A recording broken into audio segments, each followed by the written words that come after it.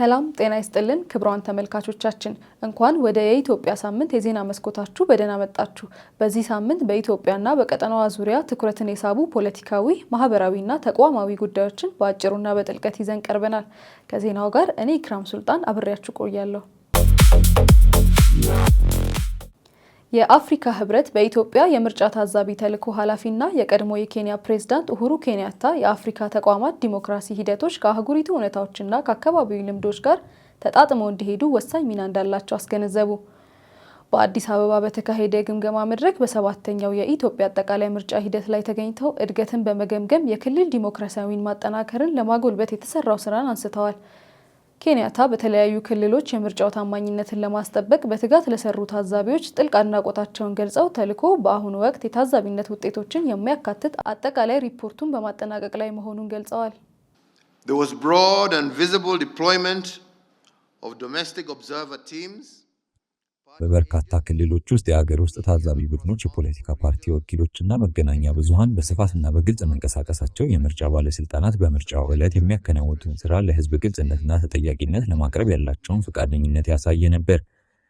ክትትል በተደረገባቸው በሁሉም የምርጫ ጣቢያዎች መሰረታዊ የምርጫ ቁሳቁሶች ተገኝተዋል። ይህም ለምርጫው የተደረጉ የሎጂስቲክ ዝግጅቶች በቂ መሆናቸውን ያመለክታል። ተጨማሪ መራጮች እንዲሳተፉ ለማስቻል የድምጽ መስጫ ሰዓት መራዘሙ የምርጫ ሂደቱን በመጀመሪያዎቹ 12 ሰዓት ብቻ ተወስኖ ቢሆን ኖሮ ሊገለሉ ይችሉ የነበሩ መራጮችን የመምረጥ መብትን የሚያስከብር ችሏል። Who could have been excluded if balloting had been confined to the original 12 hours?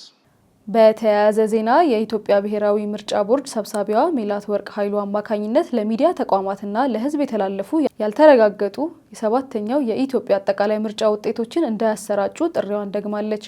ቦርዱ እንዳስታወቀው ከተለያዩ ክልሎችና የምርጫ ክልሎች የተሰበሰቡ ድምጾችን የማጣራትና የማረጋገጥ ሂደት በኦዲት ኮሚቴዎች የመጨረሻ ደረጃ ላይ ይገኛል። ከዛም የተረጋገጠው ይፋዊ ውጤት እንደሚገለጽ ተናግረዋል። በኤርትራ የአረንጓዴ አብዮት ፖለቲካዊ ፕሮጀክት ይፋ ሆነ። የኤርትራ ወጣቶች እንቅስቃሴ ለአንድነትና ፍትህ በአዲስ አበባ በተካሄደው የመስራች ጉባኤው አረንጓዴ አብዮት ተብሎ የተሰየመ አዲስ የፖለቲካ ፕሮጀክቱን ይፋ አድርጓል። እንቅስቃሴው የኤርትራን ብሔራዊ እንቅስቃሴ በትብብርና በሚዛናዊነት መርሆች ላይ እንደገና ለመገንባት ያለመ ሲሆን በሀገሪቱ ያለው ቀውስ ከተለመደው አካሄዶች የሚሻገር አዲስ እይታን እንደሚፈልግ ገልጿል። ይህ ፕሮጀክት ኤርትራ ላለፉት 10 ዓመታት ውስጥ ለኖረችበት የፖለቲካና የብሔራዊ ተጨባጭ ሁኔታ ምላሽ ለመስጠት የመጣ ነው። የታሪክ ተሞክሮ በሀገረ መንግስቱ መዋቅር፣ በኃይል ሚዛንና በፖለቲካዊ ውክልና ላይ ጥልቅ መዛባቶችን ያስከተለ ሲሆን ይህም ቀደም ሲል በመግቢያችን ላይ እንደጠቀስነው ሰፊ የኤርትራ ማህበረሰብ ክፍሎችን ማለትም የሙስሊሙ ማህበረሰብ ለገለልተኝነት ዳርጓል። ከዚህ እይታ በመነሳት የአረንጓዴው አብዮት ፕሮጀክት እውነተኛ ብሔራዊ መረጋጋትን ማረጋገጥ የሚቻለው እነዚህ መዛባቶች ችላ ማለት ወይንም በላያቸው ላይ በመዝለል ሳይሆን ብሔራዊ ሚዛኑ በጋራ አጋርነት፣ በፍትሃዊነትና በጋራ መከባበር መሰረቶች ላይ እንደገና በሚገነባ ፍትሃዊና ኃላፊነት የተሞላበት መንገድ በመፍታት ብቻ እንደሆነ ያምናል።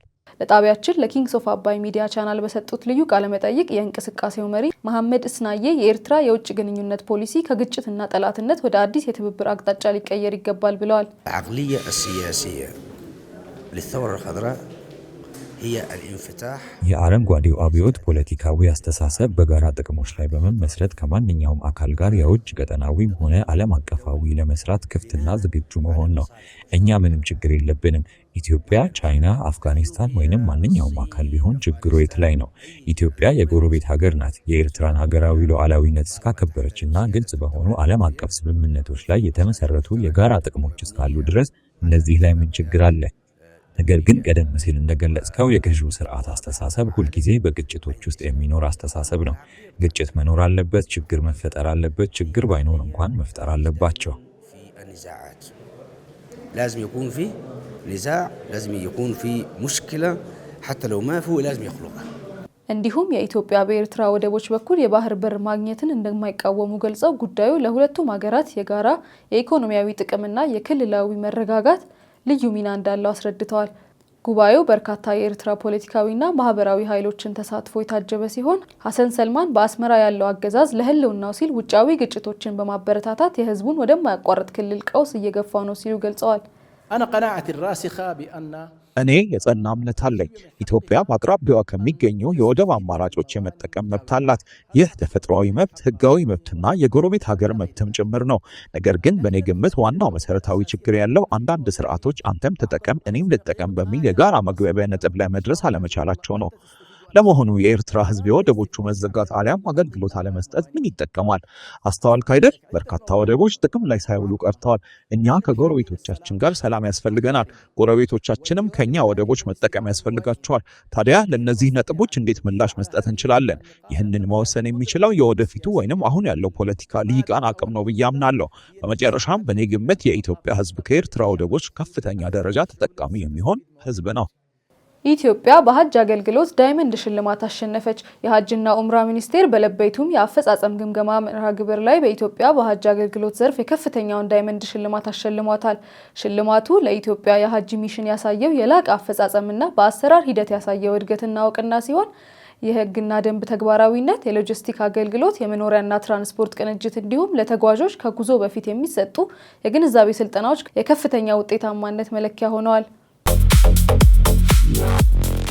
በአዲስ አበባ አዲስ የፎረንሲክ እና የዲኤንኤ ምርመራ ማዕከል ተከፈተ። የጤና ሚኒስትሯ መቅደስ ዳባ በአዲስ አበባ ሚኒሊክ ሪፈራል ሆስፒታል አዲስ የፎረንሲክ እና የመርዛማ ንጥረ ነገሮችና የዲኤንኤ ምርመራ የልህቀት ማዕከልን አስመርቀዋል። ሚኒስትሯ እንዳሉት ማዕከሉ ለፍትህ ስርዓቱ በሳይንሳዊ ማስረጃ ድጋፍ የሚያደርግ አዲስ ምዕራፍ ሲሆን ከዚህ በፊት ወደ ውጭ ሀገራት በከፍተኛ ወጪ ይላኩ የነበሩ የአባትነትና የማረጋገጫ ምርመራዎች በአገር ውስጥ እንደሚሰጡ ገልጸዋል።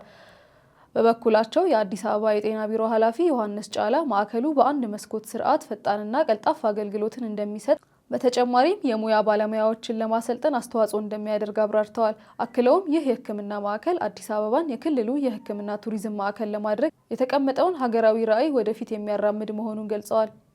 የሕክምና ቱሪዝም መዳረሻ እንሆናለን ብለን ያስቀመጥነው ራዕይ በተሟላ ሁኔታ ለመተግበር የሚያስችል ከዚህ በላይ የላቀ ስራ ተጨማሪ ልቀቶችን መጨመር፣ ጤና ባለሙያዎቻችን ከዚህ በላይ ማብቃት፣ ማበረታታት፣ ተጨማሪ ስልጠናዎችን መስጠት፣ ኤክስፖዠሮች እንዲያገኙ ማድረግ፣ በጤና ባለሙያዎቻችን ማመን ያስፈልጋልና በዚህ በኩል ያሉ እጥረቶች ይታያሉ።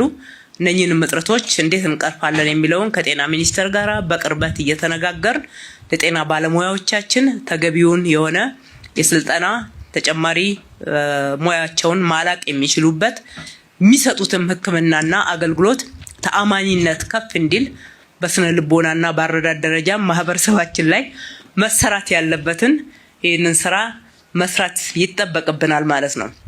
ለዛሬ ያዘጋጀነው የሳምንቱ ዜና ቅኝት እነዚህን ይመስሉ ነበር። ከዜናዎቹ ጋር እኔ ክራም ሱልጣን አብሬያችሁ ቆየው። ሳምንት በሌላ የዜና ክፍል እስከምንገናኝ መልካም ሳምንት ይሁንላችሁ። ቸር ሰንብቱ።